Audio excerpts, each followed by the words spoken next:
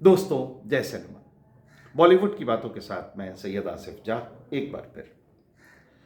भारतीय समाज में सिनेमा कभी सिर्फ एक 2.5 घंटे का टाइम पास नहीं रहा।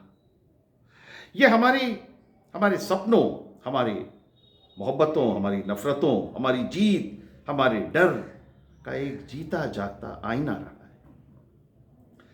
जैसा कि मशहूर विचारकों ने कहा भी है कि सिनेमा हमें ये बताता है कि हम कौन हैं और हमें भविष्य में क्या बनना चाहिए। लेकिन पिछले कुछ सालों में बॉलीवुड की गलियों से जो खबरें और जो फिल्में निकल कर आ रही हैं, वो कुछ अलग ही कहानी कहती हैं। आज का दौर वो नहीं रहा जहां अमर अकबर एंथोनी की एकता दिखाई जाती थी, जहां जब दो हीरो एक फिल्म में होते थे और एक मुस्लिम और एक हिंदू कैरेक्टर होता था, तो जो हिंदू हीरो होता था वो मुस्लिम कैरेक्टर प्ले करता था और जो मुस्लिम हीरो होता था वो हिंदू कैरेक्टर प्ले करता था। There are so many films. आज बॉलीवुड में वो हार्मनी नहीं रही, बल्कि आज इंडस्ट्री एक ऐसे दुराहे पे खड़ी है जहां अगर ये कहा जाए कि वो हिंदू बॉलीवुड और मुस्लिम बॉलीवुड या नेशनलिस्ट और एंटी नेशनल जैसे खानों में बंट कर रह गई। इसकी बड़ी वजह देश के ऑफ कोर्स पॉलिटिकल हालात हैं। दशकों तक बॉलीवुड का सिर्फ एक ही मजहब रहा, बल्कि हमेशा से बॉलीवुड का एक ही मजहब रहा, और वो है एंटरटेनमेंट। लेकिन आज अब ये जो सिनेरियो है ये चेंज हो चुका है, ये मंजरनामा अब बदल चुका है। आज की फिल्में सिर्फ कहानियां नहीं सुनाती, बल्कि वो एक खास नैरेटिव सेट करने का जरिया बन गई। आज की फिल्में एंटरटेनमेंट से कहीं आगे कुछ ऐसे पाठ पढ़ाने लगी हैं जो शायद उन्हें नहीं करना चाहिए। सिनेमा और राजनीति, यानी फिल्म, सिनेमा एंड पॉलिटिक्स का रिश्ता न भारत में और न दुनिया में नया बिल्कुल नहीं है। अगर हम भारत की बात करें तो 1957 की मदर इंडिया ने नेहरूवियन समाज की जो तस्वीर पेश की वो अपने आप में लाजवाब थी। 1967 की उपकार ने जय जवान जय किसान के नारे को पर्दे पे उतारा। लेकिन उस वक्त और आज के वक्त में एक बुनियादी फर्क है। उस वक्त की फिल्मों में आइडियोलॉजी जरूर थी, लेकिन वहां क्रिटिक और डिसेंट के लिए भी जगह थी। उस वक्त की फिल्मों में अगर इस नेहरू और शास्त्री जी के आइडियोलॉजी को अगर कैरी किया उन फिल्मों ने अपनी स्टोरी लाइन में, तो उसका मैसेज पॉजिटिव जा रहा था समाज को। बंटवारा, तोड़ना, नफरत ये नहीं था, बल्कि मोहब्बत था। आज के दौर में हम देख रहे हैं कि फिल्मों का स्केल और उनकी इंटेंसिटी पूरी तरह से बदल गई है। पिछले कुछ सालों में रिलीज हुई फिल्में जैसे Uri, the surgical strike, the Kashmir files, the Kerala story, article 370 और हालिया फिल्म धुरंधर और धुरंधर पार्ट 2, ये सब सिर्फ बॉक्स ऑफिस कलेक्शंस के लिए नहीं बनी, सिनेमैटिक एक्सीलेंस के लिए या सिनेमैटिक अर्ज को पूरी करने के लिए ये फिल्में नहीं बनी। इन फिल्मों के बनाने के पीछे एक पॉलिटिकल एजेंडा, एक ऐसा नैरेटिव तैयार करने के लिए ये फिल्में बनी जो सीधे तौर पर सत्ता की सोच से मेल खाता, in sync with the political ideology of the ruling clan. और इसीलिए इन फिल्मों को कई राज्यों में टैक्स फ्री किया गया। बड़े बड़े ओहदों पे बैठे लोगों ने इन फिल्मों की तारीफ की और देखते ही देखते मल्टीप्लेक्स और स्टेज के बीच की दीवार गिर गई। पिछले महीने रिलीज हुई धुरंधर द रिवेंज का उदाहरण लेना बहुत जरूरी है। यह सिर्फ एक ब्लॉकबस्टर सीक्वल नहीं है, बल्कि यह इस बात का सबूत है कि कैसे सिनेमा हालिया इतिहास को दोबारा लिख रहा है। इस फिल्म ने 2016 की डिमोनेटाइजेशन को एक मास्टर स्ट्रोक और एक बेहद सफल नेशनल स्ट्रेटजी के तौर पर दिखाया। मगर क्या यही सच है? हकीकत इसके बिल्कुल उल्टी है। हकीकत में उस वक्त आम आदमी एटीएम की लंबी लाइनों में खड़ा था, इकॉनमी को बड़ा झटका लगा था और छोटे कारोबारी लोग तबाह हो गए थे। लेकिन पर्दे पे उस दर्द को देशभक्ति का रंग दे दिया गया। जब फिक्शन को हकीकत बना के पेश किया जाता है तो आम दर्शक के लिए यह समझना बहुत मुश्किल हो जाता है कि सच क्या है और प्रोपेगेंडा क्या है। यहां सिनेमा का रोल सवाल पूछने का नहीं रह जाता, बल्कि सत्ता के फैसलों पर मोहर लगाने भर कर रह जाता है। मशहूर इटालियन थिंकर एंटोनियो ग्रामशी ने एक बार कहा था कि ताकत सिर्फ डंडे के दम पर नहीं, बल्कि एक कॉमन सेंस को बदल कर चलती है।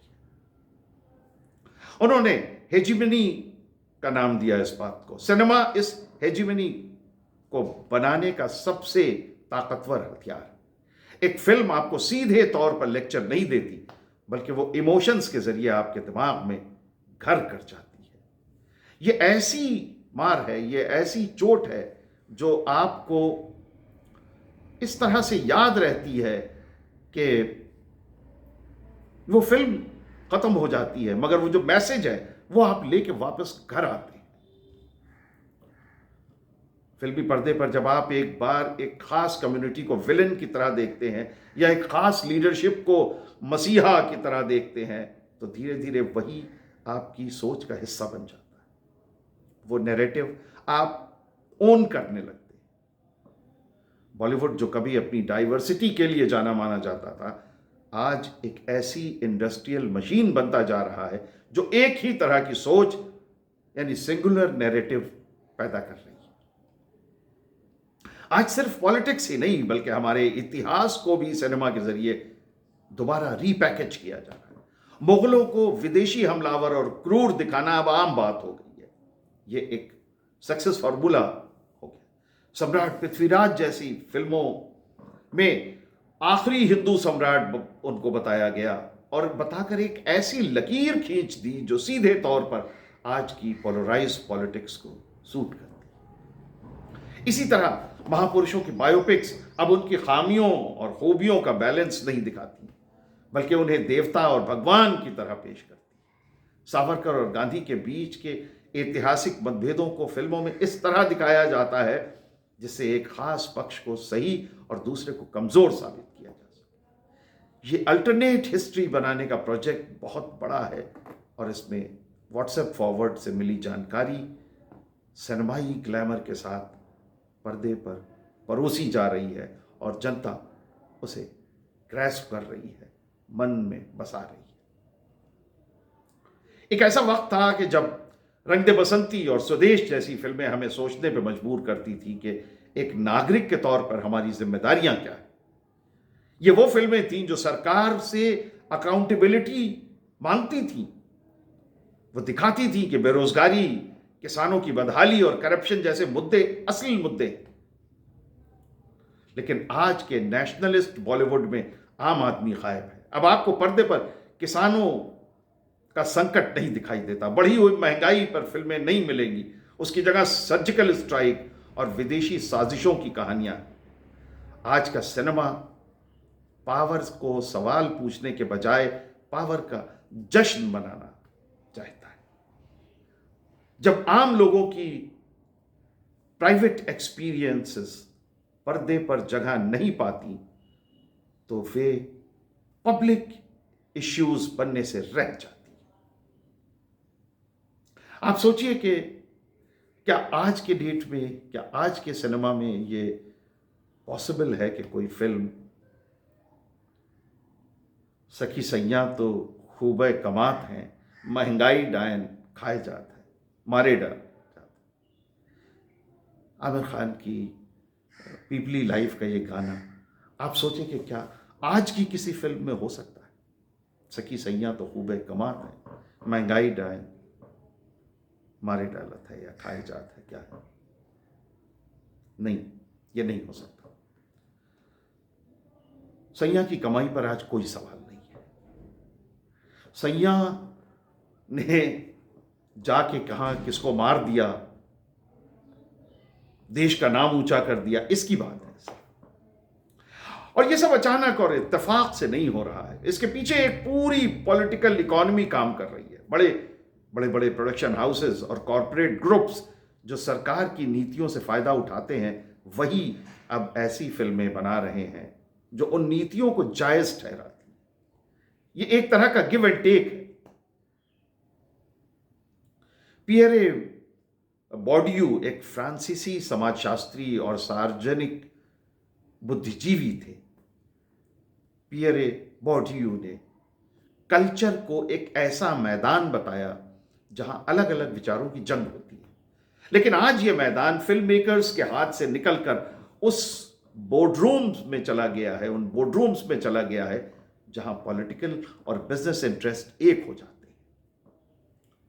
जो फिल्में सत्ता के सुर में सुर मिलाती हैं उन्हें प्रमोशन मिलता है, और जो जरा भी सवाल उठाती हैं उन्हें सेंसर बोर्ड या सोशल मीडिया ट्रोल्स की फौज का सामना करना पड़ता है। 70 के दशक में अमिताभ बच्चन का एंग्री यंग मैन सिस्टम के खिलाफ खड़ा था। उसका गुस्सा गरीबी, नाइंसाफी के खिलाफ था। लेकिन आज की फिल्मों का गुस्सा अलग है। यह गुस्सा विक्टिमहुड से पैदा होता है। आज का हीरो सिस्टम से लड़ता नहीं, बल्कि उन लोगों से लड़ता है जिन्हें देशद्रोही या बाहरी करार दिया गया है। इन फिल्मों की टोन बहुत ही मस्कुलर और हाइपरबोलिक है, बहुत बढ़ा चढ़ाकर ये चीजों को पेश करती है। लंबे लंबे मोनोलॉग्स के जरिए, हिंसा के जरिए ये मैसेज दिया जाता है कि अब बदला लेने का वक्त आ गया है। यह गुस्सा अक्सर उन लोगों की तरफ मुड़ जाता है जो सत्ता से इत्तेफाक नहीं रखते, चाहे वो स्टूडेंट्स हों, जर्नलिस्ट हों या एक्टिविस्ट। सबसे ज्यादा चिंताजनक ये बात है कि ये फिल्में डिसएग्रीमेंट के मायने ही बदल रही हैं। अगर आप किसी सरकारी पॉलिसी की आलोचना करते हैं तो फिल्म के नैरेटिव में आपको टुकड़े टुकड़े गैंग का हिस्सा मान लिया जाएगा। द वैक्सीन वॉर या बस्तर द नक्सल स्टोरी जैसी फिल्मों में जर्नलिस्ट और प्रोफेसर्स को आतंकवादी और सुअर जैसे शब्दों से नवाजा गया है। जब सिनेमा एक तरफा हो जाता है तो वो समाज में बातचीत के रास्ते बंद कर देते हैं। डेमोक्रेसी सिर्फ एक कहानी, एक सिंगुलर स्टोरी पर नहीं चल सकती, उसे अलग अलग नजरियों की जरूरत होती है। लेकिन आज बॉलीवुड जिस राह पर चल रहा है वो डिफरेंस ऑफ ओपिनियन के लिए उस वहां कोई जगह नहीं बची। सिनेमा का असल मकसद लोगों को जोड़ना था, उन्हें बांटना नहीं। सिनेमा की जो पहचान ग्लोबल थी वो अब रीजनल और आइडियोलॉजिकल होती जा रही है। एंटरटेनमेंट के नाम पे जो परोसा जा रहा है वो धीरे धीरे हमारे समाज के ताने बाने को कमजोर और कमजोर कर रहा है। हमें यह समझना होगा कि जब फिल्में सवाल पूछना बंद कर देती हैं तो दर्शक भी सोचना बंद कर देते हैं। और एक ऐसा समाज जो सवाल नहीं पूछता वो कभी पूरी तरह आजाद हो ही नहीं सकता। बॉलीवुड को अपनी उसी पुरानी रूह को तलाशना होगा जहां सिर्फ एंटरटेनमेंट ही धर्म था और इंसानियत सबसे बड़ी कहानी। क्या हम वापस उस दौर में जा पाएंगे जहां सिनेमा सत्ता का गुलाम नहीं था बल्कि समाज का रखवाला था? यह सवाल आज हर उस शख्स को खुद से पूछना चाहिए जो टिकट खरीद कर सिनेमा हॉल में बैठता है। एक मशहूर शेर है जिससे मैं इस वीडियो को ख़त्म करना चाहूँगा, और वह है कि चमन में इख्तिलाफे रंग बू से बात बनती है, हम ही हम हैं तो क्या हम हैं, तुम ही तुम हो तो क्या तुम हो। ये देश हार्मनी, कम्युनल हार्मनी से बना है, और आज भी मेरा फर्म बिलीफ है कि आज भी वो कम्युनल हार्मनी मौजूद है। मगर इस तरह का सिनेमा उस कम्युनल हार्मनी पर जो रोज चोट कर रहा है वो उसके लिए अच्छा नहीं। जय सिनेमा, जय Bollywood. Thank you very much for watching.